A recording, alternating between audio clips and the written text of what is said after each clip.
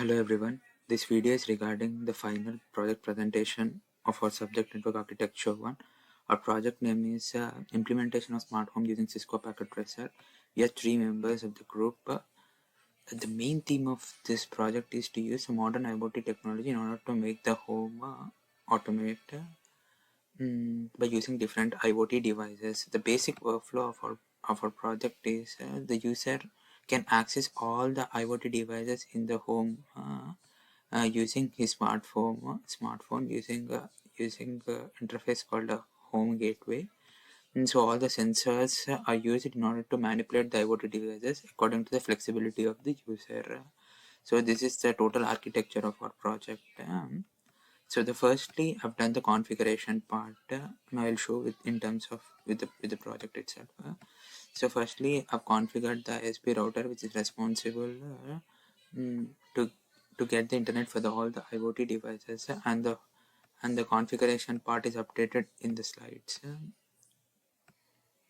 And similarly done the configuration for the central office server, which is basically called as DHCP server, which is responsible for giving IP addresses for all the client devices, and the respective the respective configuration part is also updated in the slides, which you can see here. So the configuration for the DHCP server is done, and similarly done all the configuration part. Now let us move to the home gateway. The home gateway acts as an interface between the user and all the client devices. So whenever the user want to access any device, he need to access to the home gateway only.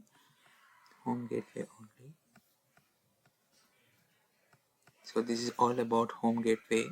So this is all about home gateway, and all the configuration is done with respect to the ISP router. Done all the configuration part. ISP server, sorry.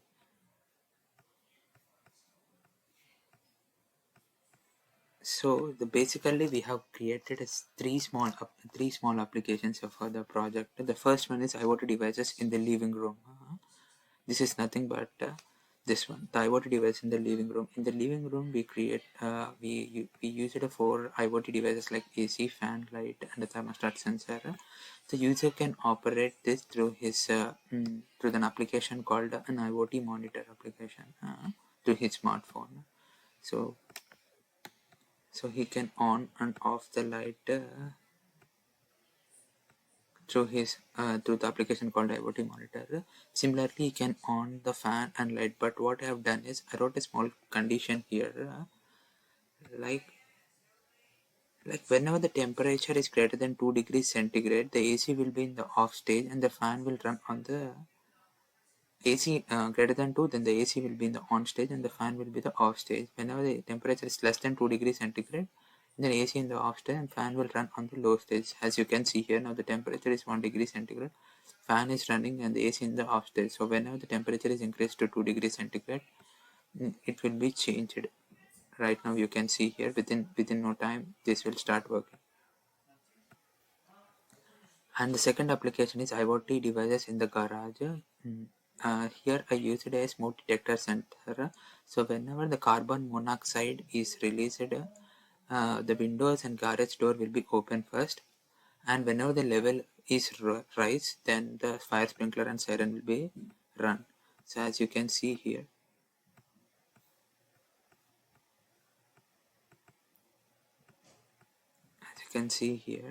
I wrote a condition for this. So whenever the smoke detector level is greater than 0.2 degrees centigrade, the garage door and window will be open, and whenever it is greater than 0.04, the fire sprinkler and smoke detector will start increasing. So now I want to show practically.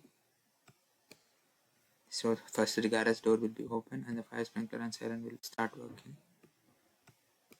Now it's gone the off stage.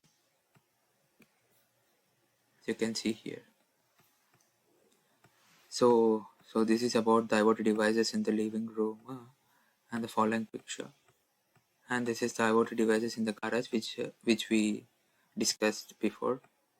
The third application is all about the programming on SPC card for the IoT devices. Now I want to show practically. So this is Here for the third application, we have used a serial board card in order to manipulate all the IoT devices using a programmable logic. So basically for this board, I've created two small applications. That is whenever the motion is detected by the motion sensor, the webcam need to be changed from off to on stage, and the LCD should display the camera is on. Similarly, when the user hit the push button, LED should blink and the LCD should show LED is on. So for this, I wrote a logic in the serial board. So this is a basic logic for this. Here we are telling that these are the inputs and outputs for the serial board. If you see here, the motion sensor is connected to the third number three. Number three, I'll show you here. So number three, D3.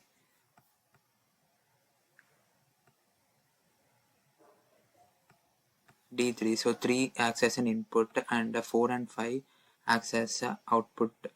Yeah, output.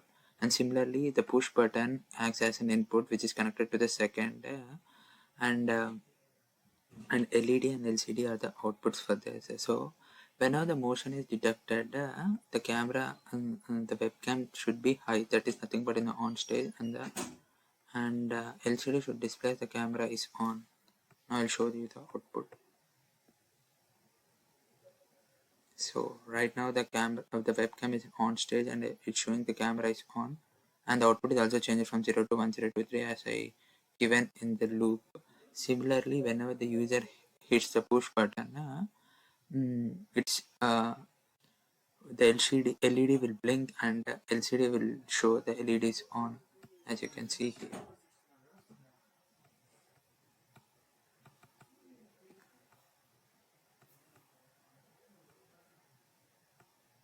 So this is basically is about the third application what we have incorporated in our projects project. So this is all about our project, and this is the basic architecture of what we have done completely for the project. Thank you. Thank you for it. It was a great learning experience by working in this project. I got to know about various new things. Thank you.